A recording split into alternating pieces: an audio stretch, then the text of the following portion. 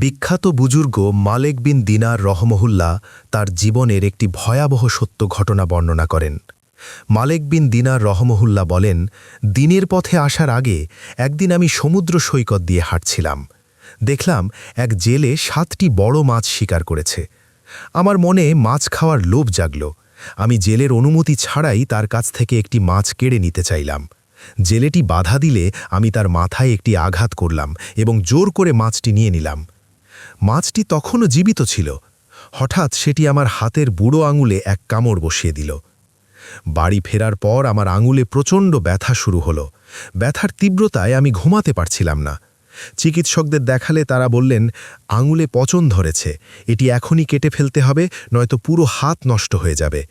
আমি আঙুলটি কেটে ফেললাম, কিন্তু পচন থামল না, তা আমার হাতের তালু পর্যন্ত ছড়িয়ে পড়ল। চিকিৎসকরা এবার হাতের তালু কেটে ফেলার পরামর্শ দিলেন। এভাবে ধীরে ধীরে পচন আমার পুরো বাহু পর্যন্ত পৌঁছে গেল। আমি যন্ত্রণায় দিশেহারা হয়ে দেশান্তরী হলাম এবং হাতটি পুরোপুরি কেটে ফেলার সিদ্ধান্ত নিলাম। ব্যথায় কাতর অবস্থায় আমি এক গাছের নিচে ঘুমিয়ে পড়লাম। স্বপ্নে আমাকে বলা হলো, কেন তুমি নিজের হাত কাটছ? বরং যার হক নষ্ট করেছ তার হক ফিরিয়ে দাও, তাহলেই মুক্তি পাবে। আমার জ্ঞান ফিরল। আমি বুঝতে পারলাম এটি সেই জেলের ওপর করা জুলমের ফল। আমি তড়িৎ গতিতে সেই সমুদ্র সৈকতে ফিরে গেলাম এবং সেই জেলেকে খুঁজে বের করলাম।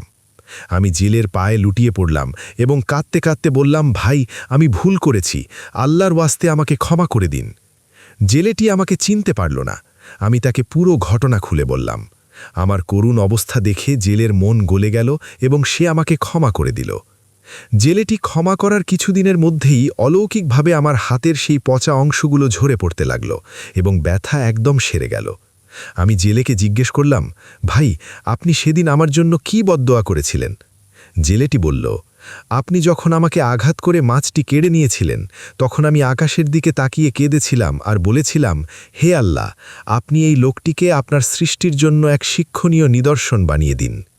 হজরত মালেক বিন দিনার রহমহুল্লাহ বলতেন, যে ব্যক্তি দুনিয়া ও আখেরাতে নিরাপত্তা চায়, সে যেন কখনোই কারো ওপর জুলম না করে। কারো ওপর জুলম করা বা কারো হক নষ্ট করা সামান্য বিষয় নয়। মজলুমের চোখের পানি সরাসরি আল্লাহর আরশে পৌঁছে যায়। যখন কোনো মানুষ ক্ষমতার দম্ভে অন্যের ওপর অবিচার করে, তখন আল্লাহ তাকে দুনিয়াতেই লজ্জিত করতে পারেন। সূত্র আজ জাহারুল ফাই।